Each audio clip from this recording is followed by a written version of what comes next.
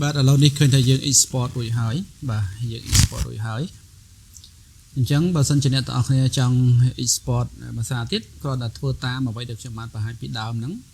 ហើយអ្វីដែលយើង export រួចហើយវាដាក់ complete អញ្ចឹងណាបាទវាចេញជាពណ៌បៃតងអញ្ចឹងយើងបិទវាចោលទៅណាបាទបិទចោលក៏បានមិនបិទក៏បានដែរបាទអត់បញ្ហាទេបាទឥឡូវយើងចូលមក timeline យើងធម្មតាវិញបាទមក edit វិញបាទ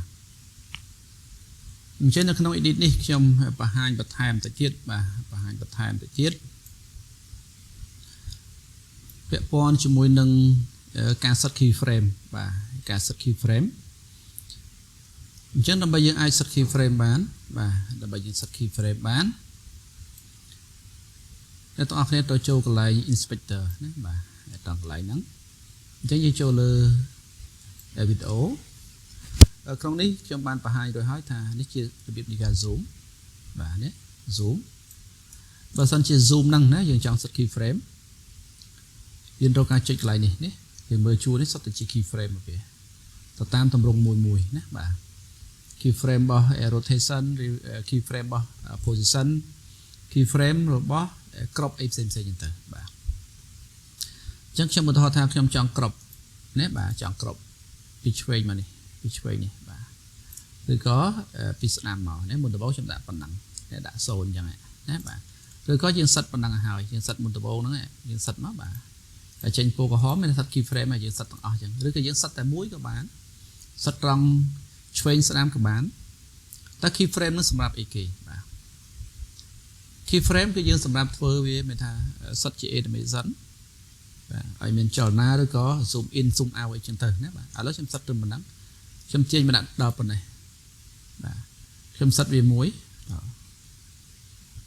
ប៉ុណ្ណេះជាងខ្ញុំ play ពីដើមមកវិញមើលបាទទាញ play មក play វាចេញមកចឹងនេះបាទអាហ្នឹងគឺរបៀបនៃការ set keyframe អាហ្នឹងខ្ញុំសិតទៅលើ crop សិតលើ zoom ក៏ដូចគ្នាថារូបនេះមួយខ្ញុំសិតលើរូបនេះខ្ញុំ tick ត្រង់កន្លែង zoom អញ្ចឹងខ្ញុំចង់ឲ្យវា zoom ចេញមកធំខ្ញុំទាញមកដល់នេះខ្ញុំចាប់ zoom ណាបាទប៉ុណ្ណឹងចេញទាញពីដើមមកមកដល់វិញចេះ play មកវាឃើញ zoom ចេះណាបាទចឹងរបៀបនៃការ set keyframe ណាគឺមានប៉ុណ្ណឹងយើងចង់ set keyframe រូបភាពក៏បានវីដេអូក៏បានដូចគ្នាណាបាទជឿថាបើយើងចង់យករូបភាពដាក់ពីលើជា logo ជាអីដូចថា logo DaVinci ហ្នឹងខ្ញុំដាក់លើហ្នឹងណាបាទដាក់លើហ្នឹងចាំប្រិចវាសេរីលើនេះប្រិចព្រមណាបាទហើយចង់សេរីវាទាញ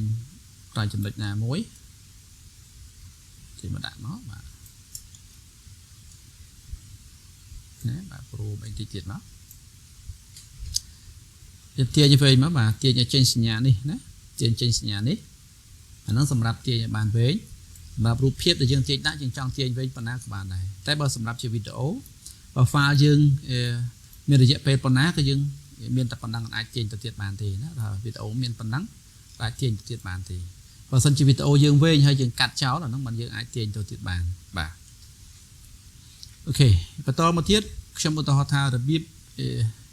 នៃការប្រើប្រាស់លើ timeline ហ្នឹងនៅពេលដែលយើងកាត់តលើនឹងមួយហើយបាទឧទាហរណ៍ថានេះយើងកាត់ការងារក្នុងថ្ងៃនេះអញ្ចឹងស្អែកឡើងយើងចង់កាត់ការងារផ្សេងមួយទៀតតែក្នុង project ហ្នឹងទេមួយអញ្ចឹងយើងត្រូវការបង្កើត timeline ថ្មីមួយទៀតដែលយើងចូល file យក new timeline បាទយើងដាក់តាមថ្ងៃមកបាទខ្ញុំឧទាហរណ៍ថាខ្ញុំដាក់2021អញ្ចឹងបាទថ្ងៃទី14ខែ7 2021ទៅថតណាបាទខ្ញុំអូខេនេះវាចេញ timeline មកមួយទៀតដែរបាទចេញជាអាចកាត់តអាចធ្វើអីផ្សេងៗបានលើ timeline ទៀតបានណាបាទអាចធ្វើបានជឿទៅពេលដែលយើងចង់ទៅមើល timeline មួយនោះវិញយើងមើលជាម៉េចបាទក្នុងនេះយើងងាយស្រួលយើងអាចទៅមើលលើ timeline ដែលយើងបានបង្កើតវារត់ចូលនៅក្នុង footage របស់យើងហ្នឹងហើយយើង select លើចំណុចណាមួយវារត់ចូលកន្លែងហ្នឹងអញ្ចឹងក្នុង footage នេះណាវាដាក់តាមថ្ងៃរបស់យើងមិញយើងទៅសេដាក់ថ្ងៃណាវា load តាមហ្នឹងឲ្យយើងហើយតែក្នុងនេះដោយសារមាន footage មានអក្សរអីច្រើនអញ្ចឹងយើងពិបាកមើលអញ្ចឹងរបៀបគេទាញ timeline ចាស់ឬក៏ថ្មីយកមកប្រើគេមើលលើនេះតែម្ដងនេះបាទលើនេះយើងចុចលើវាមកបាទ timeline យើងមានប្រមាណវាចេញប៉ុណ្ណឹងមើលអាមុនដំបូង មើលទី2បាទនេះវាលោតតាមនឹងឲ្យយើងហើយណាបាទអញ្ចឹង timeline ដែលយើងបង្កើតចង់10 20វាលោតនៅលើហ្នឹងអញ្ចឹងយើងគាត់ទៅចុចលើវាមកបាទចុចលើវាជ្រើសរើសតាម timeline ណាមួយដែលយើងចង់ប្រើប្រាស់វាចុចលើវាមកវាលោតលើហ្នឹងឲ្យយើងហើយណាបាទអញ្ចឹងរបៀបនៃការមើល timeline ណាបាទនិងរបៀបនៃការបង្កើត timeline បាទ